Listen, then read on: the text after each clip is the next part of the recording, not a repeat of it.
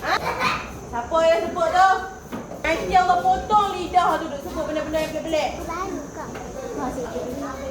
Afi Aidin. A tu huruf apa? A tu huruf apa? Semua tak tangan kat mulut, jari kat mulut. Jangan turun lagi, cikgu tak bagi turun. Sebabkan awak bising, awak kena hinda kat cikgu. Tak boleh cikgu bagi ya.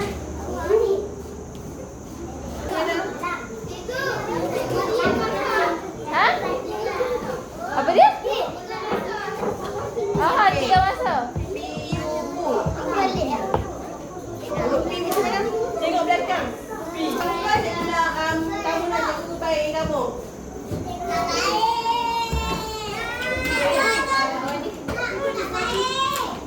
Duduk. Dah. Cuba.